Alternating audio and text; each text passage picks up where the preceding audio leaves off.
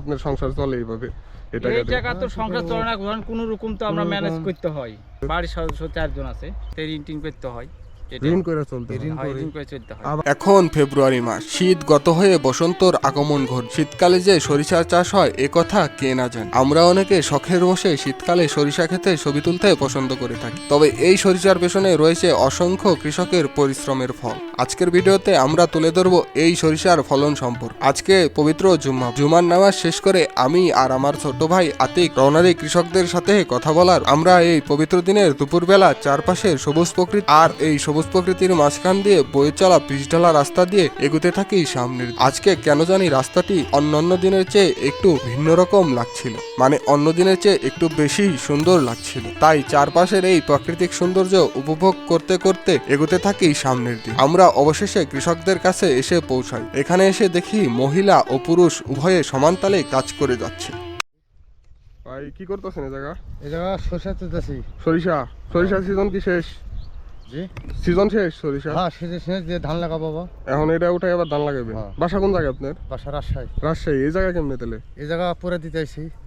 কোন জায়গা থেকে? আপনি কি বাস স্ট্যান্ড মানিকগঞ্জ থেকে? না না, ওই জাকির বাজার থেকে আইছি। বাজার থেকে আনছি, জাকির বাজার। জাকির বাজার থেকে। কাকা কি মালিক? না, না আমি মালিক না, আমিও কামলাই। আমরা দুজন পুরে। হ্যাঁ, দুজনে কাজ করতে আসছি। আচ্ছা, কত ফসল কেমন হইতাছে? ফসল কেমন এবার? ফসল এবার ভালো ভালোই। হইছে।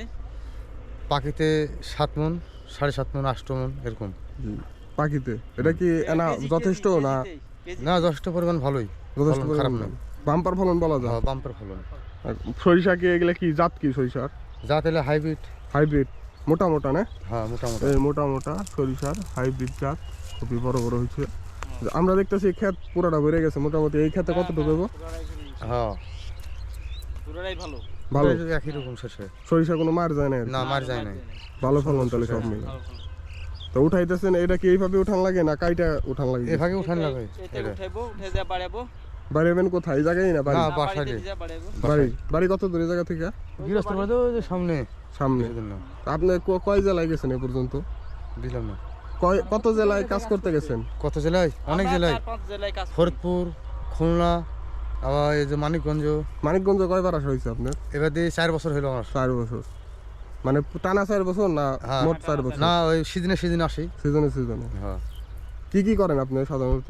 আমি ধরেন আপনার ধান লাগাই, রায় উঠাই, হাতে যাই গরু ঘাস টাস কাটতে পুরাত লাই, মানে তার বিভিন্ন কাজে। মানে কৃষি কাজ, এক কথায় সব রকম কাজ। সব রকম। এবার রোজ কত করে আপনার? রোজ না না কেমনে আইছেন কিছু? রোজ 650, 550 এরকম এখন বাজার যায় বর্তমানে।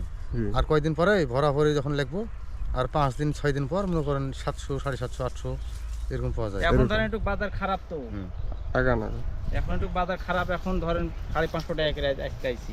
আপনারা যে এই 500 টাকা 550 টাকা করে কামান এখন আপনার সংসার চলে এইভাবে?